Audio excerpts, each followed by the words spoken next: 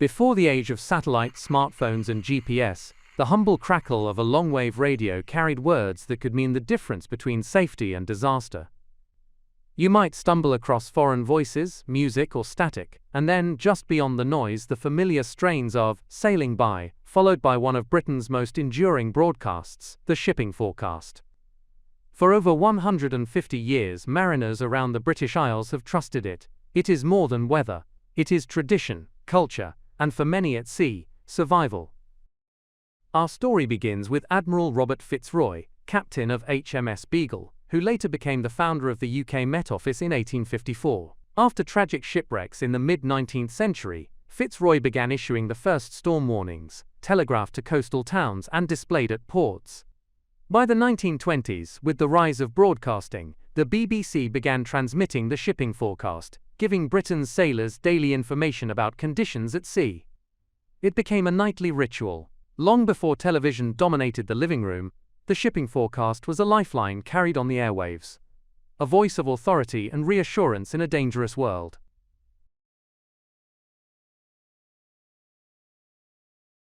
Today, the shipping forecast is read 4 times daily on BBC Radio 4 long wave, at 0:48, 5:20, 12:01, and 17:54, and twice daily, 00:48 and 05:20 on FM and DBS radio services. The late-night broadcast read at 00:48 hours is the longest and is always preceded by Ronald Binge's "Sailing By." This simple melody, which can start several minutes before the broadcast, ensures the forecast begins at exactly 00:48. Timing is a must by the BBC. It is also important for the ship's RO, the radio officer, so they know exactly when the all-important forecast can be expected. Transmissions are even listed in the International Maritime Regulations. But for the general listening public, it has become a national lullaby in its own right. For many, even the familiar rhythm of sea area names following this iconic piece of music is strangely comforting, even hypnotic. But for those at sea, it remains a matter of life and death.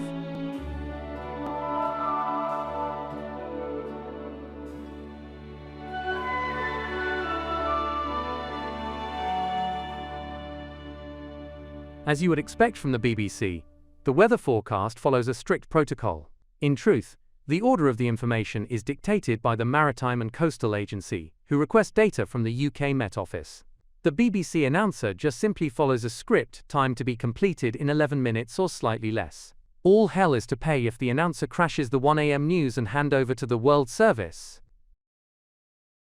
Let's take a listen to a snippet from a broadcast from the 8th of January this year. Then I will dig deeper into the forecast. And now the shipping forecasts issued by the Met Office on behalf of the Maritime and Coast Guard Agency at 00:15 on Sunday the 8th of January. There are warnings of gales in Shannon, Rockall, Malin, Hebrides, Bailey, Faroes and southeast Iceland. The general synopsis at 1800, high Biscay 1036, slow moving with little change. New low expected 360 miles west of Bailey, 972. I need to keep the audio clip short-ish, not to break fair use terms. As you heard, firstly, the timestamp of the broadcast. This is followed by general storm warnings and the areas these affect. This is then followed by a general or synopsis of maritime weather patterns and air pressures, along with tracks and changes to these pressures.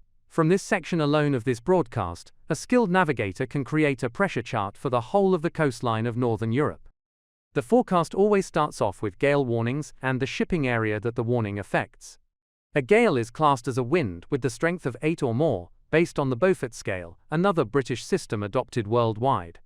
Just as a side note, the Beaufort scale was not initially based on actual wind speed, but rather how the wind interacted with the sails of a frigate. You will be glad to know that the Beaufort scale is a whole different presentation, as you can really go deep on that subject. After the general warnings, there is a synopsis of the barometric pressures, along with their tracks. This uses terms like deepening, rapidly, expected, and may contain time information. Deepening refers to the pressure dropping, and its speed of change rapidly is sometimes quoted to emphasize the speed of change, along with its expected ending pressure and a rough time it reaches this pressure. Next is the actual area forecasts for the British sovereign waters. In total, there are 31 areas that make up the seas around the UK. We will explore the names shortly. The forecast always passes around the UK clockwise, starting with Viking. It is possible if a weather front covers a large area, then those areas are merged together, but they are still named. For example, there is a weather front that covers the area Humber, south right down to Dover. The weather forecast will announce Humber, Thames, Dover. For each area, which can be up to 200 nautical miles offshore, a strict format is followed. The format is wind direction. This is the direction the wind is coming from and its strength using the Beaufort scale. Phrases such as becoming cyclonic means the wind is expected to change its direction across the path of a depression. Veering, meaning the wind caused by a depression is rotating clockwise. Backing tells you the wind is rotating anti-clockwise. Variable means the wind is rotating in one direction but will change direction over the time this report is valid. Sometimes times are given for clarity. On top of this, the following phrases indicate periods of time. Imminent. This means within the next 6 hours of the report issue. Soon means within the next 6 to 12 hours. And later means anything past the next 12 hours. The precipitation, if any, is next, or any adverse weather, like fog or snow. Then the visibility is given. Again, there are some keywords used. Very poor means visibility is less than 1,000 meters. Poor means visibility is between 1,000 meters and 2 nautical miles. Moderate for visibility between 2 and 5 nautical miles. And finally, good. This states that visibility is over 5 nautical miles. Any changes expected to this area report is also noted, along with a timestamp for the change. Oh, as a side note, a nautical mile yet again has its origins here in the UK. 1 nautical mile is 1/60th of a degree latitude. However, a British nautical mile is slightly longer than the internationally recognized nautical mile. Kind of typical, as the rest of the world wants to do its own thing. Anyway, to convert from British road miles to nautical miles, simply take the road miles and divide them by 1.151. As an example, 10 British road miles is approximately 8.7 nautical miles. Anyway, back to the shipping forecast. Once the area forecast is complete, the coastal station report follows, again clockwise around the UK. The report covers approximately 12 nautical miles offshore to the edge of the preceding areas. There are 13 coastal stations positioned around the UK. Most are automatic buoys, but some are located on light ships. The latter are quoted as a light ship automatic in the report. Just like the area forecast, the report starts with the wind direction, from source, and its speed measured again using the Beaufort scale. Next is the visibility in nautical miles and any precipitation or fog/snow. This is followed by the current barometric air pressure. During this section, phrases like more slowly indicates the pressure will change, up or down, progressively slower over the next 3 hours. Slowly indicates a change of between 0.1 and 1.5 HPA in the next 3 hours. Rising or falling means a change of between 1.6 and 3.5 HPA over the next 3 hours. Quickly, a change between 3.6 and 6 HPA over the next 3 hours. Or very rapidly, indicating a change of over 6 HPA in the next 3 hours. You may hear now rising or now falling. means the pressure is changing at the time of observation, but, up to the observation, it had been steady. Observations are taken every 3 hours. The final part of the shipping forecast is the inland waterways of the United Kingdom. This is the area between the shoreline and 12 miles out. If there is an alert to be highlighted, this is referred to as a general situation and can be an alert of a storm front traveling across a wide area in the next 12 hours. The rest of this section follows the same format as that for the coastal stations, i.e., wind strength and direction, visibility, and air pressures. The main difference here is that weather stations are primarily based on land. This completes the shipping forecast issued by the Met Office on behalf of the Maritime and Coast Guard Agency. I promised to return to the names of the areas at the start of this presentation, so without a further ado, let's travel around the UK and discover where the names originated. Viking, named after Viking Bank in the northern North Sea. The name recalls the Norse seafarers who once sailed these waters, and it first appeared on charts in the early 20th century. North Utsira, named after the Norwegian island of Utsira, historically spelled Utsire. The area was defined in 1984, when the single Utsira zone was split into north and south to align with international boundaries. South Utsira, the southern part of the Utsira zone, sharing the same origin as North Utsira, created in 1984 to bring greater clarity to North Sea forecasts. Forties. From the Long Forties, a shoal in the North Sea where the depth is about 40 fathoms. This name has been used by sailors for centuries. Cromarty. Named for Cromarty Firth on the northeast coast of Scotland, the firth has long been a natural harbour and is a useful reference for mariners. Forth. After the Firth of Forth in eastern Scotland, a major estuary and route to Edinburgh, well known in maritime history. Tyne. Named for the River Tyne and its estuary in northeast England, home to shipbuilding and a major port. Dogger. From Doggerbank, the great sandbank of the North Sea. The word dogger comes from Dutch fishing vessels of the 17th century, and Doggerbank is also famous as the heart of the drowned land, known as Doggerland. Fisher. From Fisherbank, a sandbank in the central North Sea, named and used for centuries by fishermen as a landmark under the waves.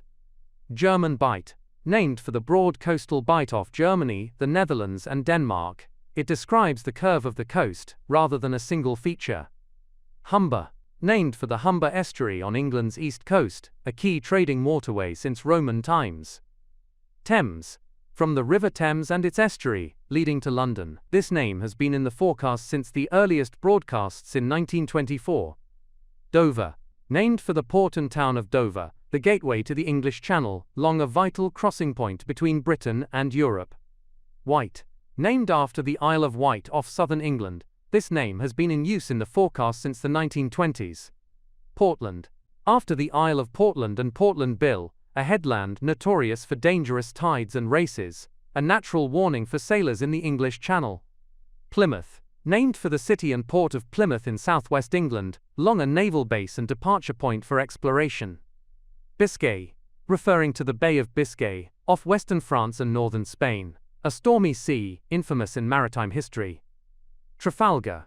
After Cape Trafalgar, in Spain. Its name commemorates the famous naval battle of 1805, and the cape is a key landmark for ships entering the Mediterranean. Fitzroy. Formerly known as Finisterre, this area was renamed in 2002, after Admiral Robert Fitzroy, the founder of the Met Office and the pioneer of weather forecasting. The change also avoided confusion with the Spanish Finisterre forecast. Sole. From Sole Bank, a sandbank in the southwest approaches. The bank has long been known to fishermen. Lundy. Named for Lundy Island in the Bristol Channel, a landmark for mariners for over 1,000 years. Fastnet. Named after Fastnet Rock off the southwest of Ireland. Famous for its lighthouse and for the Fastnet yacht race, it is the most southerly point of Ireland. Irish Sea. Simply named for the sea between Ireland and Britain. Its use in the forecast is straightforward and unambiguous. Shannon. Named after the Shannon estuary on the west coast of Ireland, the largest river estuary in the country and a vital shipping approach. Rockall. Named for Rockall, a tiny islet in the North Atlantic. Its exposed position has made it a symbol of remoteness in British waters. Malin. From Malin Head in County Donegal, the northernmost point of Ireland, a crucial navigation reference. Hebrides. Named for the Hebridean Islands off Scotland's west coast. These islands have shaped navigation routes for centuries. Bailey, named after Bill Bailey's Bank, or Bailey Bank, a sandbank in the northern approaches. Its exact origin is uncertain, but it appears on old fishing charts. Fair Isle, named for Fair Isle, a small island between Orkney and Shetland, famous for its knitwear and its lighthouse. Faroes, after the Faroe Islands, lying between Scotland and Iceland, the name marks their surrounding seas. Southeast Iceland, simply describing the waters to the southeast of Iceland, added after mid-20th century revisions for clarity. Armed with the information I hope you took on board, excuse the pun, let's watch, and more importantly listen, to an actual broadcast and what happens behind the microphone.